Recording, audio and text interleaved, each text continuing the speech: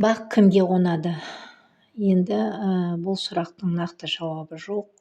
Бірақ халық даналығына сүйенетін болсақ, бақ көбінесе 3 қасиеті бар адамдарға қонады. Бірінші, талаптанған еңбектенген адамға қонады. Екінші, ниеті түзу адамға қонады. Үшінші, сабырлы, шүкір ететін адамға қонады. Шүкіршілігің көп болса, жолың да ашылады, жағдайың да жақсарады. Ниетің түзу болса, адал, таза ниетпен жүрген адамның жолы әрқашанда ашық болады. Еңбек еткеннің бағы жанады. Яғни бір іске шынайы күшіңді сарп етсең, уақытыңды жоғалтсаң, табандылықпен жұмсаған адамның әрқашанда сәттілігі серік болады. Ал қиындыққа мойымай, сабырлы сақтап, барыңды бағалай алатын адамның бағы әрқашанда артады. Міне осы сөздерді әжем айтып отыратын кезінде. Бақ қандай кезде болады? Бақ ұрыс болмаған үйде болады. Бақ тыныштық бар жерде болады. Бақ береке бар жерде болады. Бақ ынтымақ бар жерде болады деп айтып отыратын. Ол кезде баламыз, онша сөзіне мән бермейтінбіз. Негізінде бақ ұғымы қазақ дүниетанымында терең, өте терең. Оны тек сәттілік деп есептемеу керек. Адамның өмір жолындағы ықыласы, несібесі, рухани күйі, құт берекесі сияқты бірнеше мәндермен қатар бұны түсінуге болады. Құт кеткен жерде адамдарда да, үйде де ешқандай береке болмайды. Бақ адамның мінезіне қарай беріледі. Бақты шақыратын қандай қасиет? Бақты жомарттық шақырады, бақты сабырлық шақырады, шүкіршілік шақырады, мейірімділік шақырады.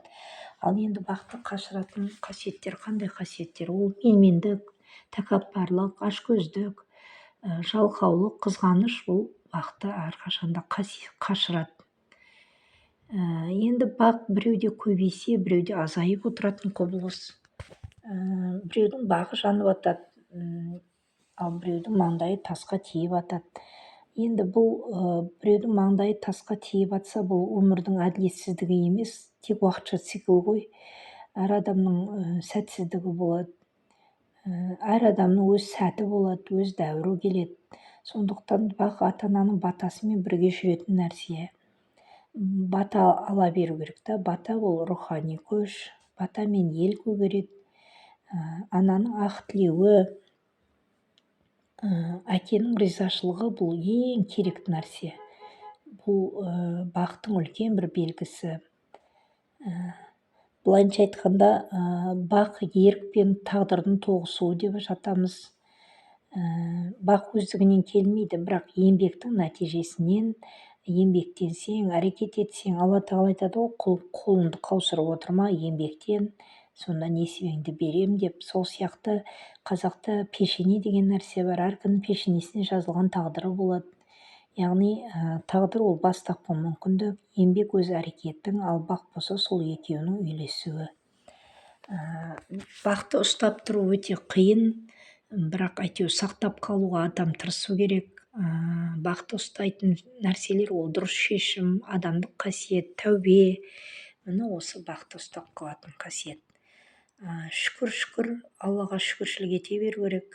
Осы отырғанымыз бақты алыстан іздеудің қажеті жоқ. Бақ өзіңнің үйіңде, бала-шағаның жанында, балдарыңменен, немерелерімен отырған жерде, сол нағыз бақ. Соны білу керек адам бағалап. Шүкіршілік ете беру керек. Ең бастысы ниетің түзу болу керек. Сосын таза жүруің керек. Таза, адал, ойың да таза болу керек та. Ой таза болса, түп сана таза болса, істеген әрекетің де дұрыс болады.